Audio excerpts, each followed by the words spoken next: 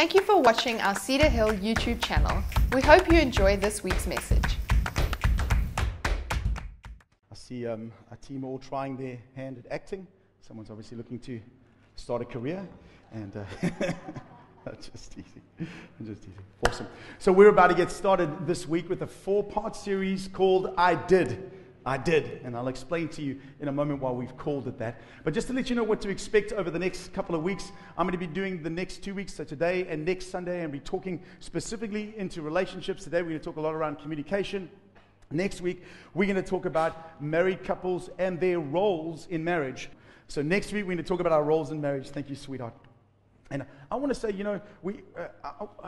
when I say roles, I want to say this. I don't think roles is a good way of describing what we do in marriage. I would rather say we're going to next week talk about how we serve one another. Because sometimes we play a role, hey. And if the other person chooses not to do their part, then we feel like we're not obligated to do ours. And the reality is Jesus doesn't ask us to play a role. He asks us to take the posture of a servant. And so servants just do what they're told. They just do what they know to do. I was thinking about even the idea of this series being an option for us to put some tools in your hand. Give you some tools in which to help you navigate relationships, marriage and other relationships. You'll see today I'm going to be talking about marriage and we're talking about communication, but these can be applied in every relationship that you have. And so next we're going to talk about how we to serve one another in marriage and the place that God gives us in marriage, and it's beautiful, and the biblical picture of marriage and how that all works together to glorify God in 3 very distinct ways, and we'll talk about that next week. And in the third week, Mark's going to be up and he's going to be talking to us about raising our children in families, how to do that, how to take care of our kids. And then we're going to have in the 4th week, we've got a friend of ours, Drew Land, who's going to come in. He's written a whole bunch of books, and one of them specifically around finances. And we're going to talk around our marriage and our money and how that all works together. You see, we titled this series called I Did. And I was sitting in my study at home, and I was like, Lord, what do you want us to do around this series about marriage and relationships, and how can we do this whole thing? And this is the phrase that kind of came to me, and how I ended up with this idea called I Did. I felt like, what did I say I do to when I said I do? Like, what kind of trouble did I get myself into when I said I do? What was I really saying on that day I stood in the beautiful hot sunshine with Mark there and myself in a black 3-piece suit that I shouldn't have worn on such a winter's day, waiting for my wife? What did I say I do to? What did I agree to? What did I give my life to? And so I want you to just watch this little video, and it helps set up the series, and we'll get straight in. Wes?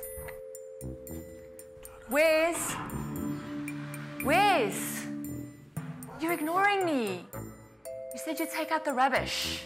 I did?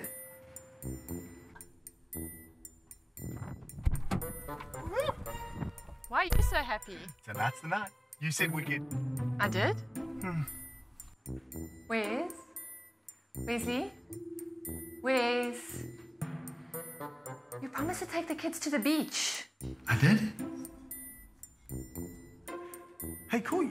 You said you'd iron my shirt. I did?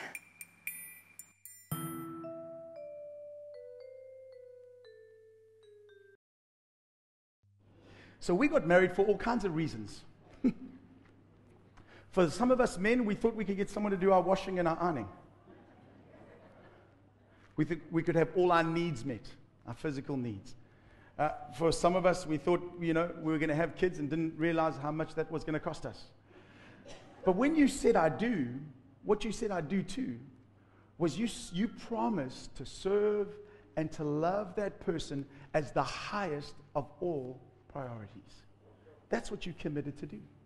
You promised on that day. It's an amazing thing that we believe in the Christian faith. We don't believe in polygamy. We don't believe that a man or a woman could marry multiple partners in the same marriage. That's not true. The Bible says that God made Adam and Eve. He made one man and one woman to serve one another and to love one another. Next week we'll talk about how that reflects the Godhead and who God is. There's something so powerful and beautiful in that.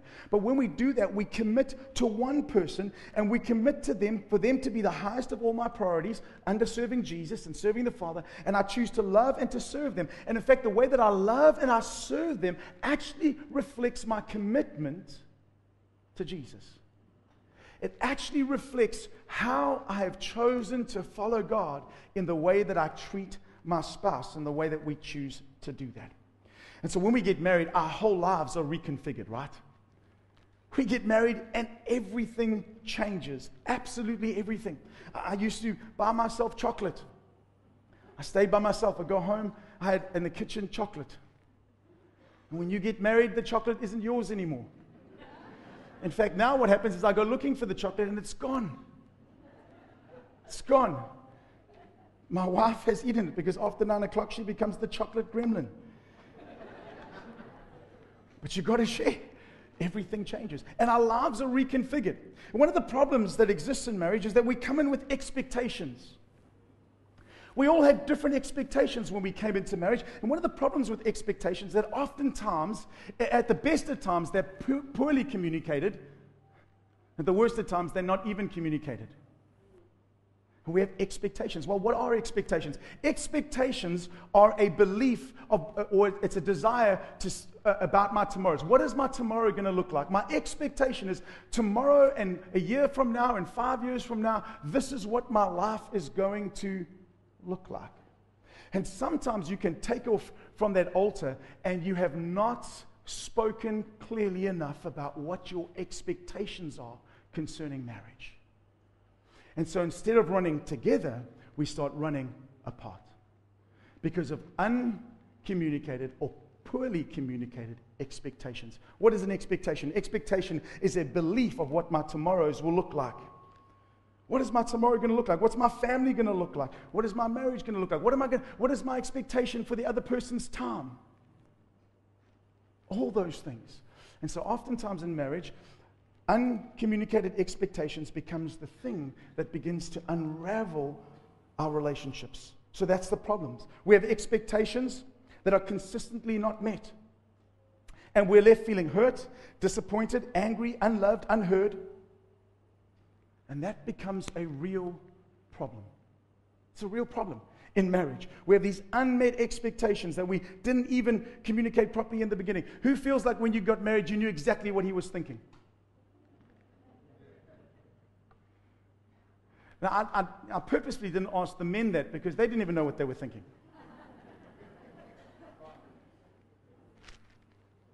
But you see, it's not just the problem for marriage, it's the problem of all of life. So often when we get into trouble, what do people say? I didn't know. I didn't know. You see, the reality is that we seldom listen long enough or intently enough to actually figure out what the other person is really trying to communicate. And so we have unmet expectations because of all those things. We think about what unmet expectations lead to. They lead to conflict, right? They lead to conflict in a marriage. They lead to all these kinds of issues that begin to bubble up and they become contentious. But the problem is, conflict is not a problem in marriage.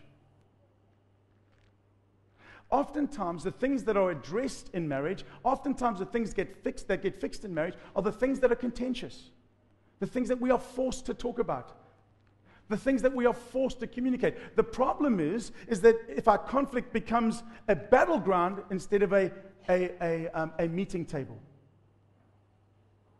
Our conflict becomes a battle rather than a process to understand one another and grow together. That's the reality. And so we have these unspoken expectations that lead us to conflict, and then we get into conflict. What do? It becomes a battle rather than a process, rather than an opportunity to talk things out and to understand one another. So the problem, I think, the biggest problem in marriage is communication. Or lack of communication, the lack of the ability to talk to one another. It is the biggest problem in your workplace. It's the biggest problem with raising your children. It's the biggest problem in life is miscommunication. Why do advertising companies spend billions and billions of dollars every year trying to communicate a message? Because they know if you get them and understand them, you'll buy their product. If they can convince you, if they can communicate clearly to you that you need that soap to smell that way, or this deodorant, and girls will like you. The reality is they know if they can get you to think the same way, they've won. And the world spends so much time communicating, and what do? We do nothing. We say nothing. We think people will just understand. No, that's the problem in marriage. We often talk too little. So this little joke, I remember hearing this little story about a lady who was so angry with her husband. She's like, that's it. I'm going to, and she kind of purposes 7 days, I'm not going to talk to this man. And so she just didn't talk to him. You know, day 1, day 2, day 3, man, day 7 comes along, she hasn't said a word to her husband. They're sitting in the lounge, you know, opposite one another. They have a book in hand, and the husband drops his book. He looks over at his wife, and he says, sweetheart, I just want to let you know, I think the last while has been going so well for us. You see, the problem is we think that, you know, we talk too much, and it's too much communication. No, the opposite is true. The reason we have such conflict, and the reason we have unmet expectations, and the reason people are living in marriages unhappy, feeling unheard, is because they have not spoken to one another. They haven't communicated to one another clearly their heart's desire, their passion, their desires for the future, all those kinds of things. And we think we just keep quiet and it'll go away. Or we just keep quiet and everything will work out. No, it won't. It won't. In fact, the opposite is true. We need to communicate, and we need to communicate well. So go with me quickly to the book of Genesis, and we're going to start there in marriage. Next week we'll end up in Ephesians chapter 5. But let's start in Genesis chapter 2.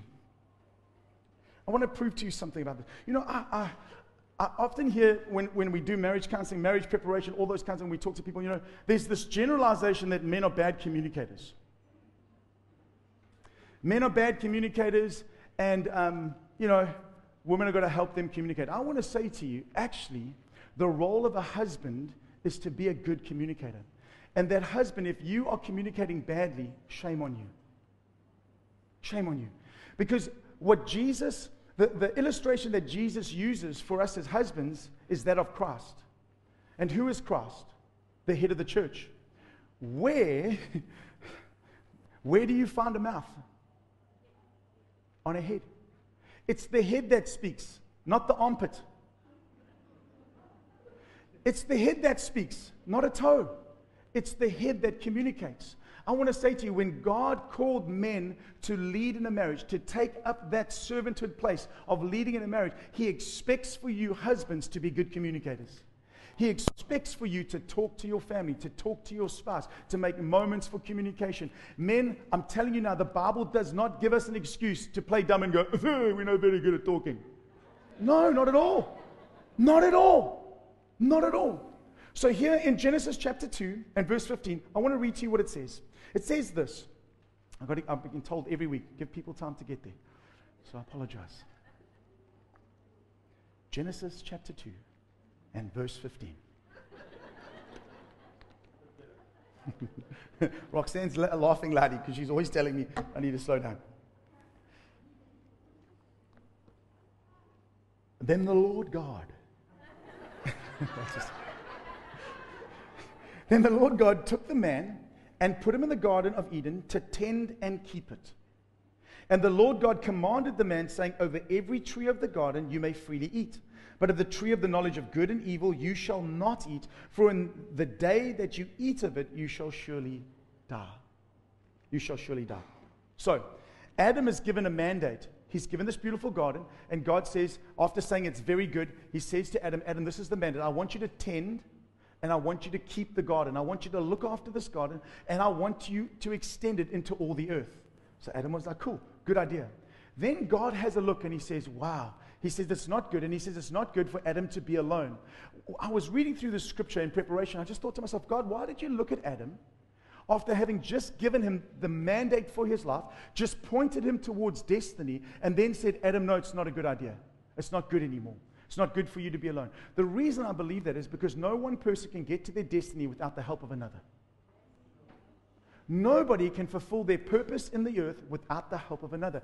And there's no greater help in life than in a marriage. I want to say to you, marriage is the most glorious relationship that we can ever enter into, because the Bible in the Greek talks about four different types of love. In fact, not in the Bible. The Bible has a few of them, and in fact it uses 3 of them, but there's 4 different Greek words for love.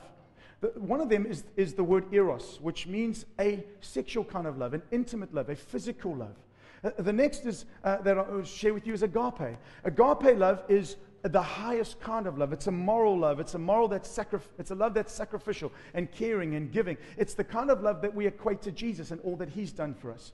The other kind of love is storge. Storge is a parental kind of love. It's a providing, protecting, nurturing kind of love. And then the fourth kind of love is phileo. That's a brotherly love. Now, we can have many different relationships. I can have a good relationship with the boys in the front row. Yeah, we're friends, and it's a phileo love. We love one another. We're there for one another. We'll die for one another in the trenches. It's a brotherly kind of love. But the other loves we're probably not going to get to, because men aren't going around going, oh, I just need a buddy to provide for me, make me feel good. No, we don't do that, right? But we do that for our children, and we protect our children, and we care for them, and we provide for them, right? So we can have that storge love with our children. You can have an agape love with the people that you love and serve in this church. We sacrificially, we spoke about it last week, all those one another scriptures, we sacrificially give our lives to one another, to serve one another, follow Jesus together, all those kinds of things. And then there's eros. And the eros one, you're only given license to have with one person in the confines of marriage.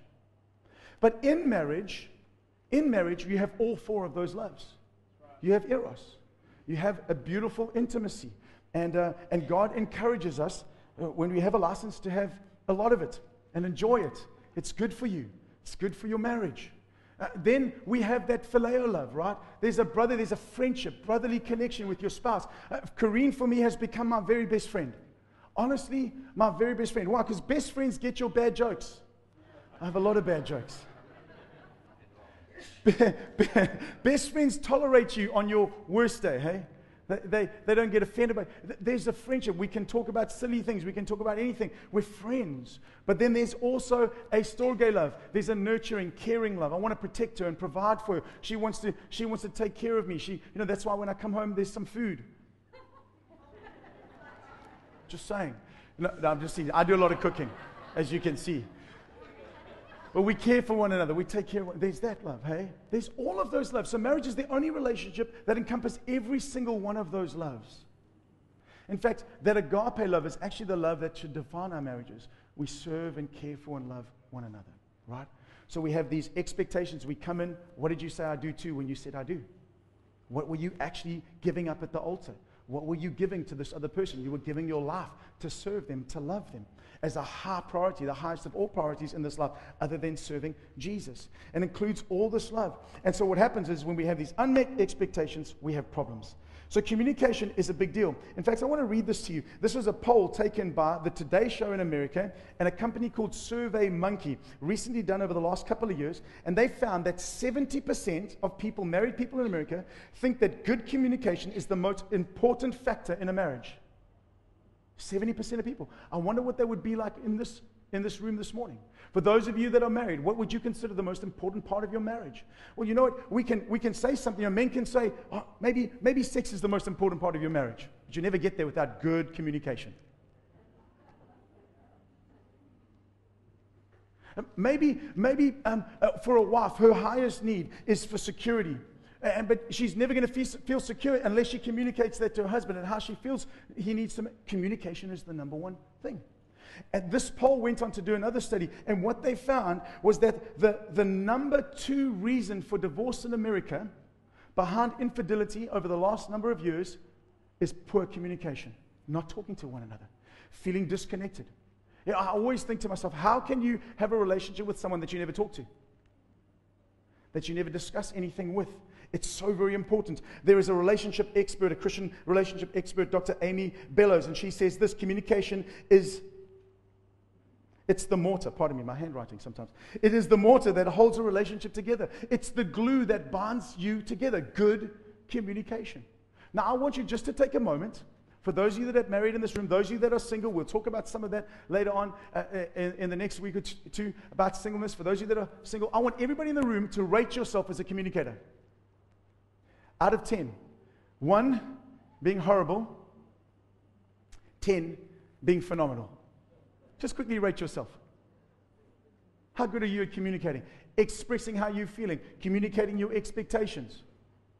Now, for those married people, I want you to turn to your spouse and ask them how they would rate you. Okay, no, don't do it, because we don't want to have a fight.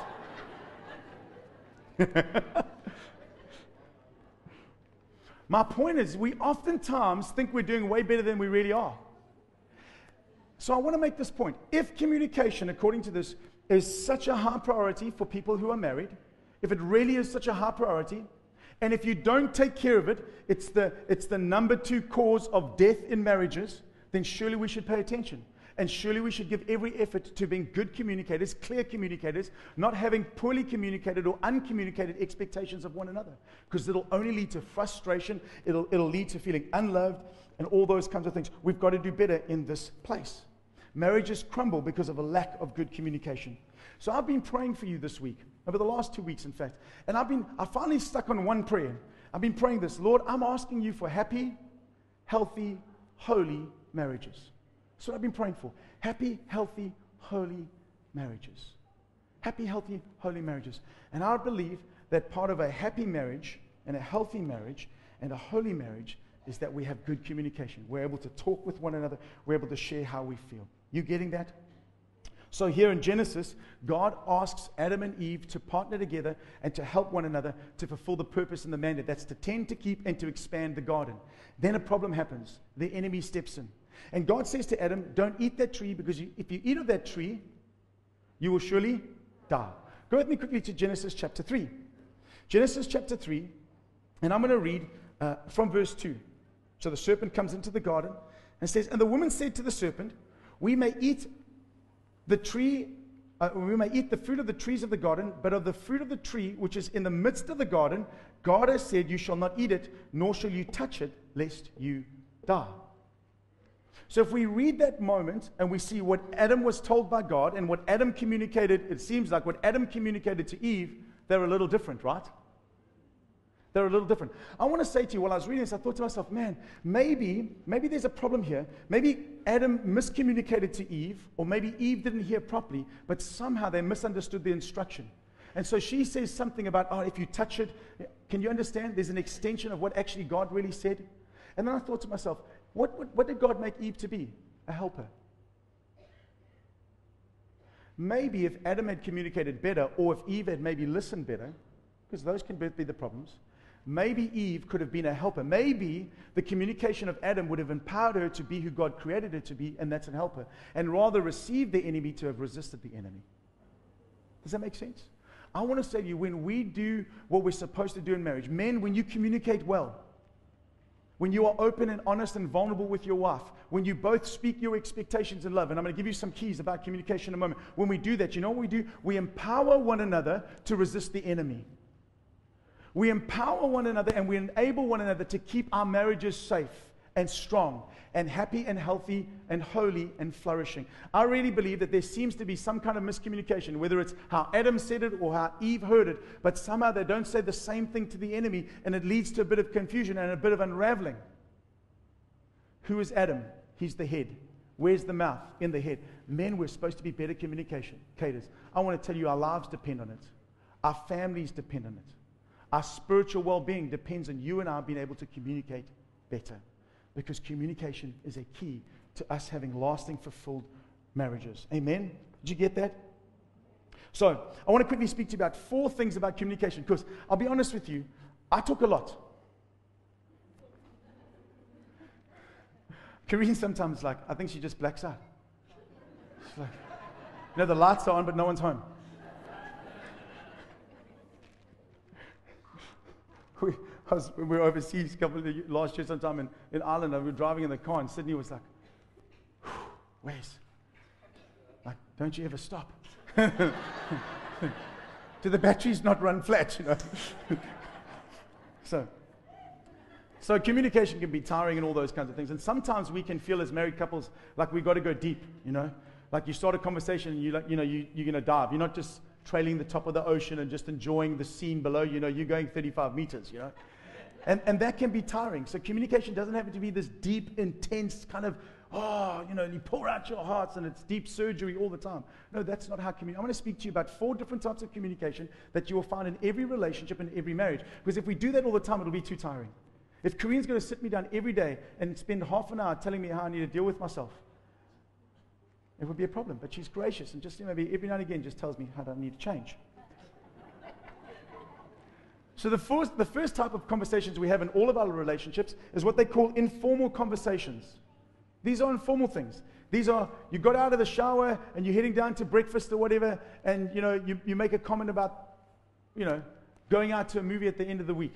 Oh man, I'm so excited. We're planning to go to movies on Friday. Can't wait to see that new movie or whatever. And it's a general chit chat. It's informal conversation. This is a friendship thing. And I want to tell you, so often in marriages, when marriages are on the rocks and they're not doing well, informal conversations disappear. I want to tell you that you can check the health of your relationship through informal conversations. We all love to talk about what we like. I heard Brad Sadler say, this is not in my notes, just kind of come to me at this point, but when we have conversations with somebody, and especially when we talk about the things that we like, what we're doing is we are baiting the person to see if they're interested. We're actually saying to them, do you, because none of us like rejection. None of us purposely like, unless maybe you're an MMA fighter and just like getting beaten up all the time. I don't know. None of us really like that, right? So we bait the person, Cor and I enjoyed coffee in the mornings. We sit on the couch, and we have these birds that come and, kind of feed in our garden. We've got this palm tree that has these big berries, and especially when that's fruiting and there's loads of birds, And we'll sit there. We've got a bird book from my mother-in-law. She knew that it would come in handy somewhere down in marriage, Get a bird book somewhere down the line. How exciting is that? So much to look forward to. Okay. Cup of coffee after some prayer time and a bird book. What's that thing? Both of us can't even see what it is. It's like we think we're fighting over what it is. It doesn't really help sometimes. But anyway, my point is, everybody's looking for Mrs. Right or Mr. Right. Hey, I'm married Mrs. Right. I didn't know her first name was always. But anyway, so...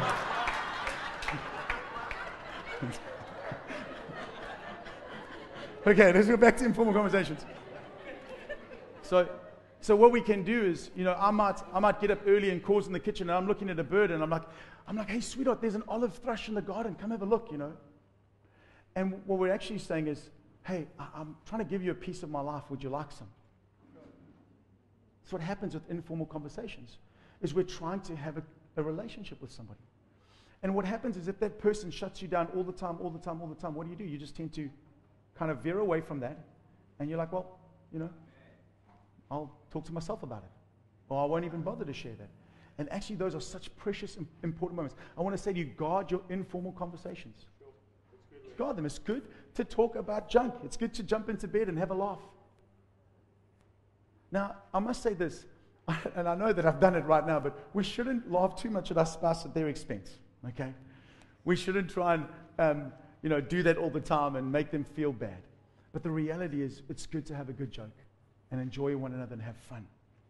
Then there's administrative meetings. Psychologists call it administrative meetings. Now, no marriage can get away from this.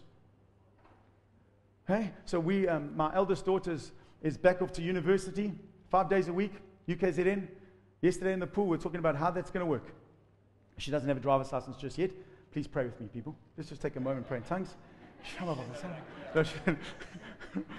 And so we got to take it through. It means some administrative meetings. It's got to be at that time, and so that means you got to go at that time. I'll go at that time. I'll fetch you. You do that. Life doesn't work without having some administrative meetings, without organizing your life. You know what can happen sometimes is that one of the parties in the marriage can be like, I don't have time for that. And if you don't have time for that, you'll burden the other one with all the responsibilities. Remember, when you said I do, you said I do to being a partner, to serving. Not 50-50. 50-50 doesn't make a good marriage. 100-100. It's 100% commitment from both of you. And so there's an administrative part of life where we just talk about what needs to get done. What needs to get done. And the reality is that there's so much to be done. And so we give ourselves wholeheartedly to that. We can live our marriages like all these things are an inconvenience in my life. And that's not a healthy thing. We'll talk about that in a moment. The second thing is that there are challenges. There are challenges in marriage. And we're going to have to talk around those challenges. Some of those challenges may be a child who's not doing so well at school. And what we do when we have challenging conversations is that we can often become defensive and want to blame. And what we've got to do is we've got to know that our relationships are full of those informal conversations, administrative meetings, but then there's also challenging times where we are a team. So I had this thought. We can talk about boundaries in marriage.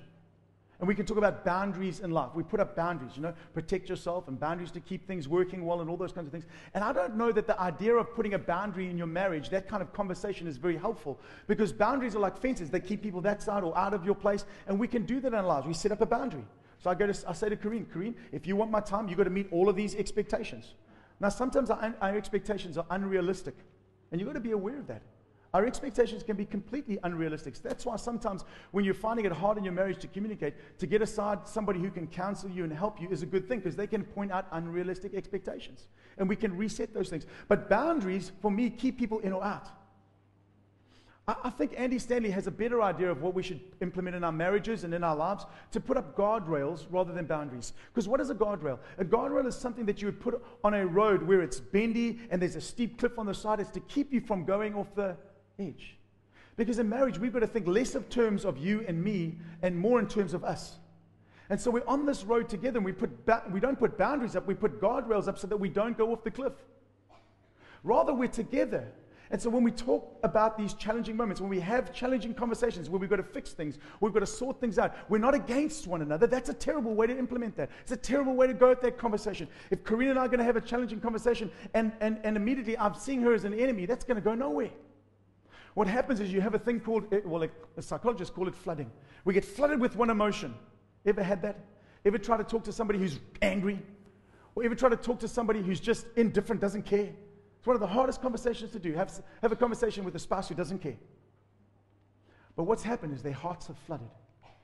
The thing to do is to just get away a little bit and allow the water to dissipate. Let them come back to normal. Everybody has a bad day. It's okay. But you can make it worse. As a loving spouse in those challenging conversations, if someone immediately gets flooded, boom, just step back a little. Give them some space. Give them some time. Why? Because they're not themselves at the moment. Let them do it. But we have those challenging conversations, right? And then I want to say another one that they talk about, one that we don't often have, is life-giving conversations. Life-giving conversations. Now, these kinds of conversations, at least psychologists tell us, they have to be very intentional.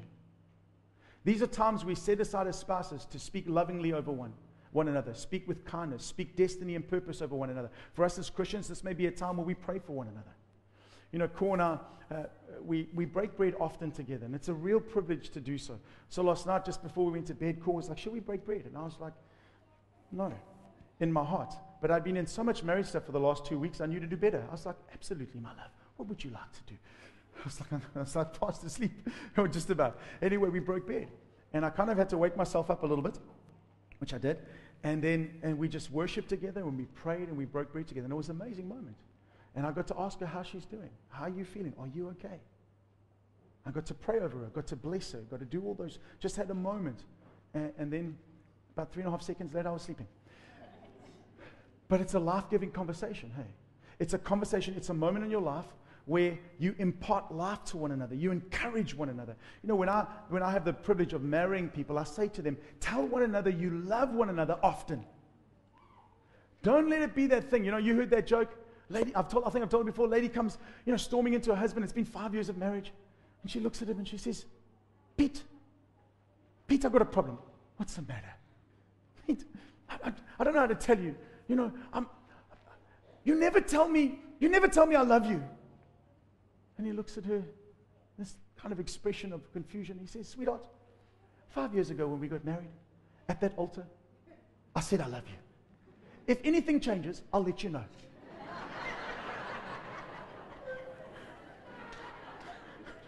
No, man, that's not the way to do it. No, life-giving conversations. I've shared this before, but the things that I often say over Corinne is I put my hand and I bless her spirit. I bless your spirit to be prominent over your will, your flesh, and your emotions. And I bless your spirit to receive every good gift the Father has for you. I bless her. I tell Corinne often, I look her in the eyes, I tell her, you are powerful. You are mighty in God. And I always say to her, rejoice, highly favored one, for the Lord is with you. And bless your spouse.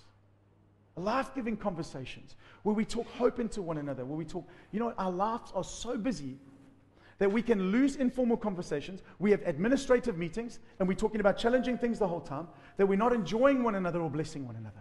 And the enemy robs those things from our lives. I've got a few more things and we'll close. One of the things that happened was when God created Eve, the story, So God says to Adam, it's not good. So he puts Adam to sleep, right? And here's a little point for you single people. If you're in the room today and you're single and you're saying, Wes, I need a spouse. Well, let God do to you what he did to Adam. Put you to sleep.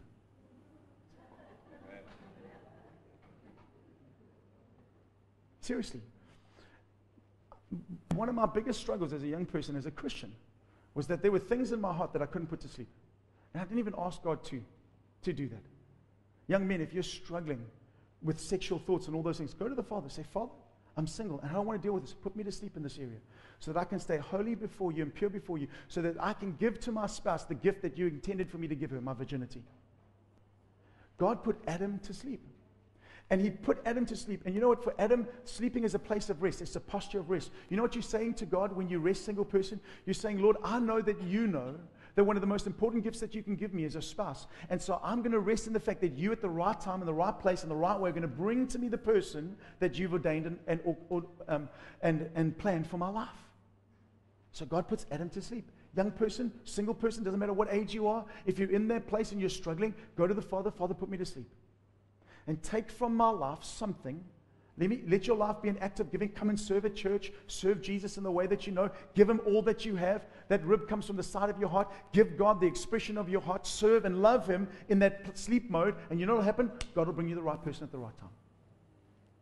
That's some good preaching right there. Single people. Be honest. So God puts Adam to sleep, takes a rib out, and makes an Eve. And Eve gets brought to Adam. And what does Adam say? Adam says something so beautiful. He says, flesh of my flesh, bone of my bone. And he receives Eve to himself. I want to tell you, men, it is part of the mandate on our lives to constantly receive our wives, to make them feel like they are valuable, to make them feel like they have space in your life. You know, men can get busy just doing their own thing. They can work and come home tired. They've got other things to do. Then they go to the golf course on Saturday, they do other things. They go to gym, go swim early in the morning. And their wives don't feel like they're flesh of their flesh and bone of their bone. It was Adam who had to say to her, you are flesh of my flesh and bone of mine. It is a wonderful privilege that we have men to receive our wives and remind them that we love them and that they belong to us. One of the most devastating and destructive things we can do in marriage is keep on telling one another, I'm not quite sure if I want to be with you. I think we should get divorced. I've had enough of you. We do that.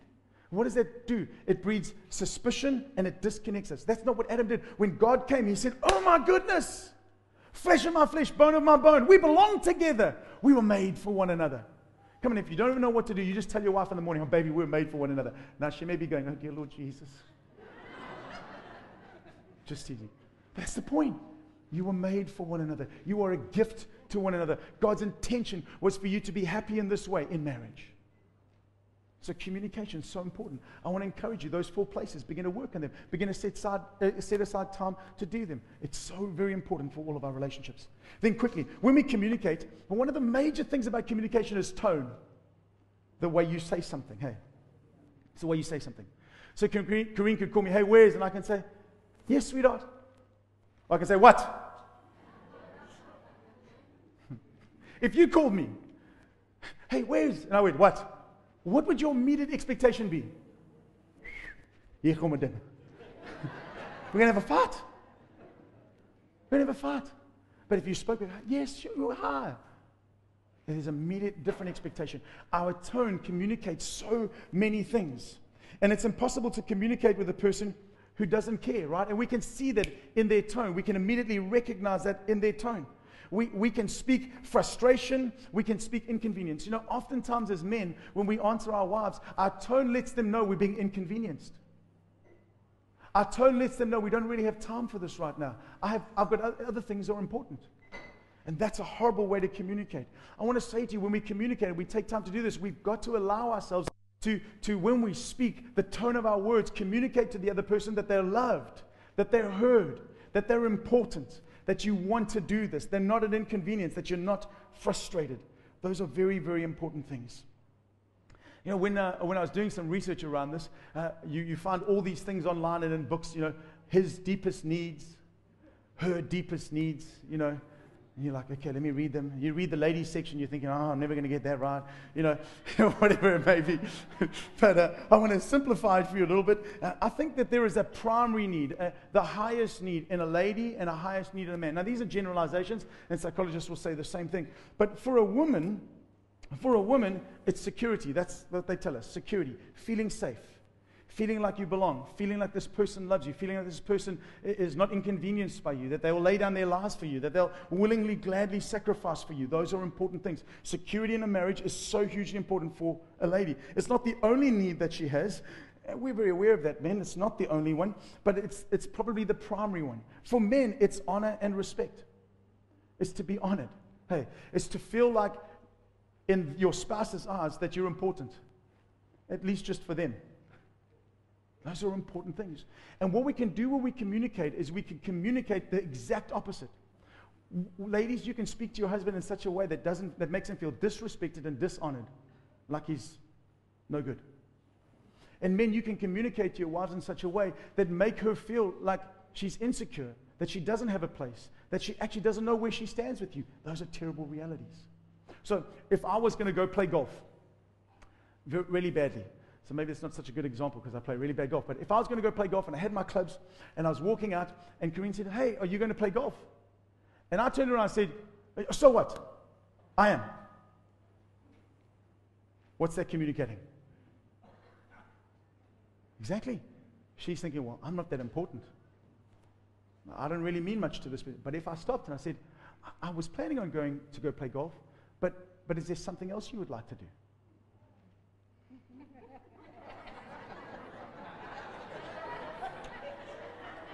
This is amazing. Let me address the laughter in the room. This is important.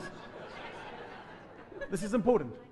We laugh because the characterization of men is that they sacrifice for nobody but themselves. That men have got men needs and they need to take care of them. And so we have an expectation that men are not going to do the right thing. When Jesus came along, what did he demonstrate? That love looked like a sacrifice. It should be the perfect characterization of a man to stop what he's doing and say, no, how can I best serve you? Sweetheart, today, if me being on the golf course doesn't serve you and our family, then I'm not going to go play golf. What's the point of playing golf? What can we do?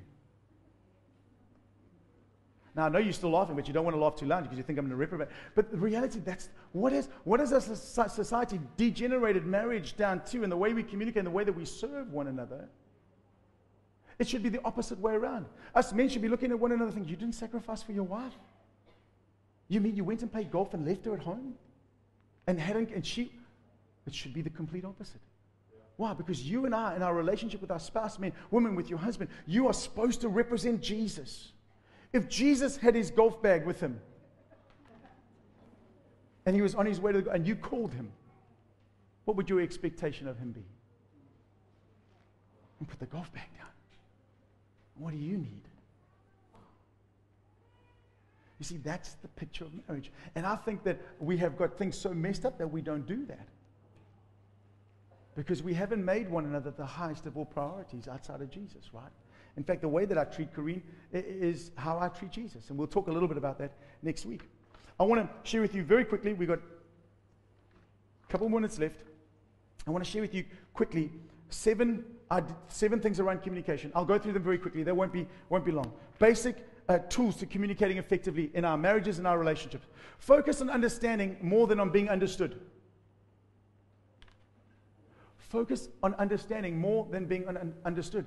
This is the reality. When a person speaks, they speak at approximately 300 words a minute. If you extrapolate a conversation, it's about 300 words a minute.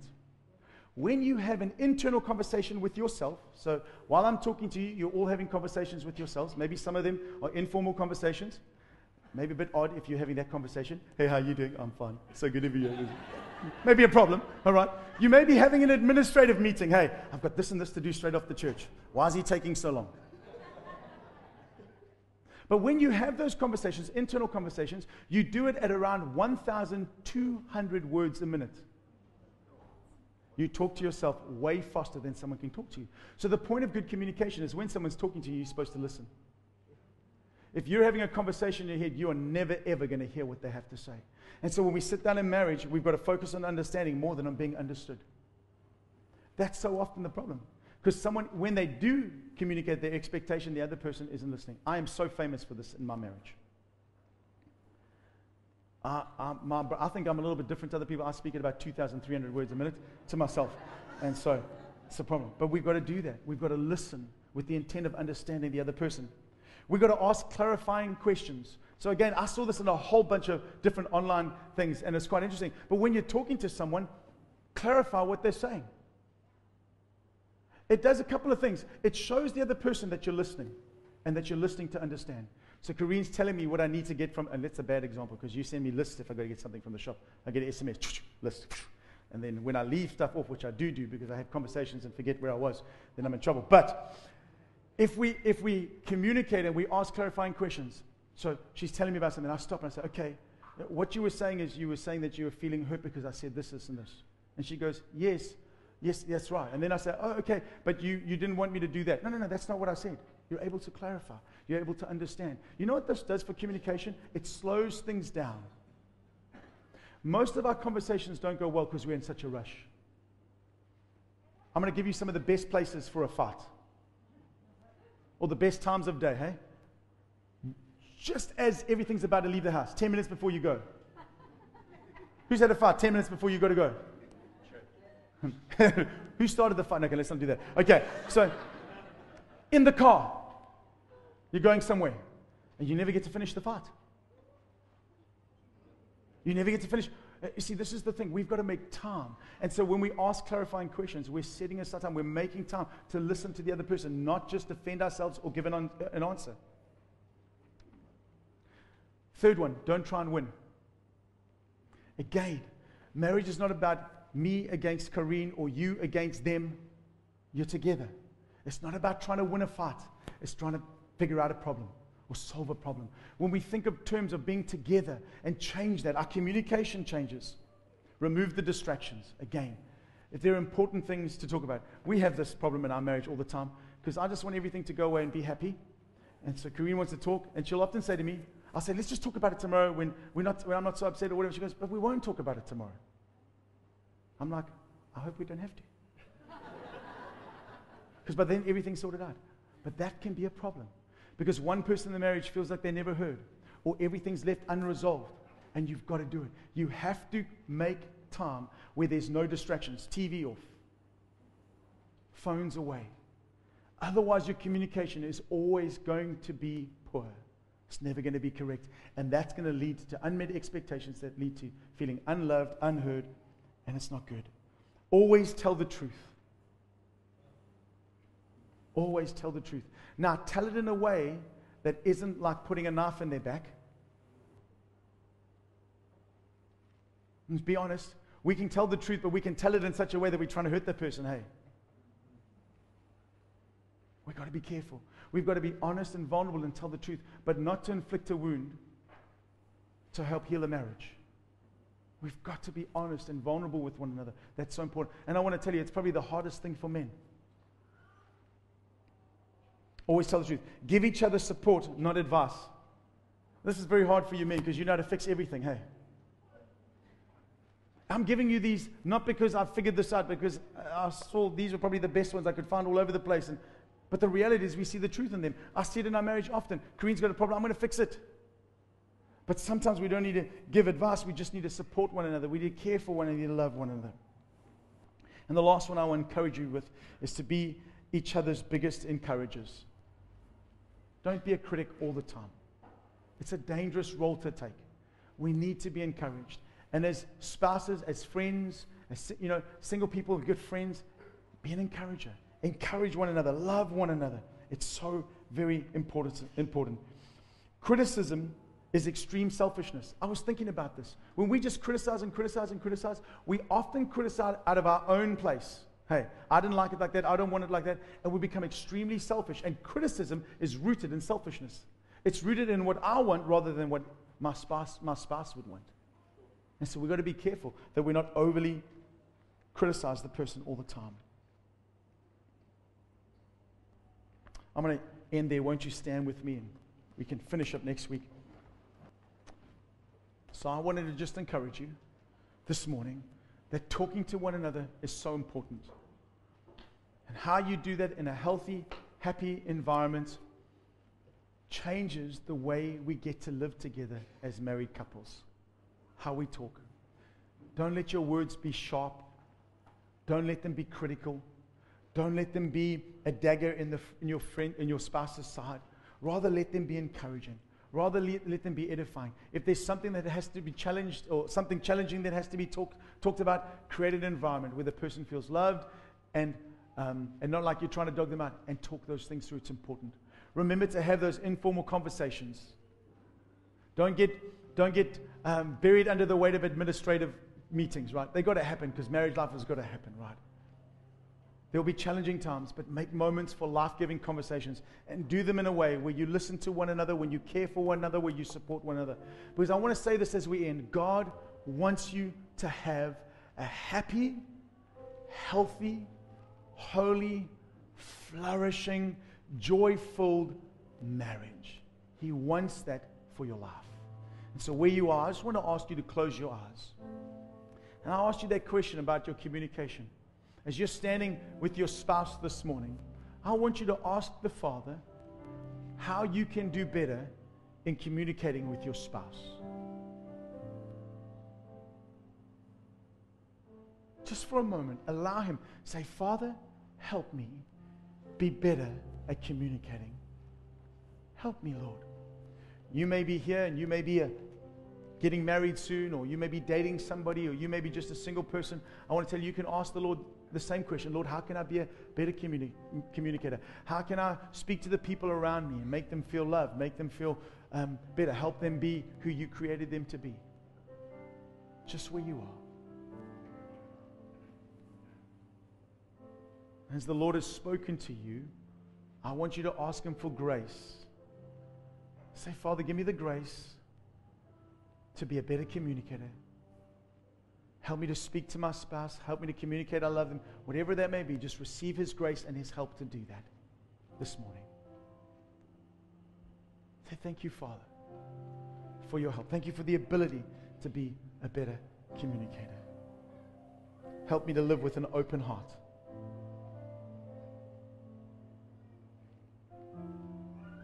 Thank you. I'm going to pray. Father, I thank you for every relationship represented in the room. Every marriage, every friendship. Lord, every one of these relationships, every one of them can be aided, made better by good communication.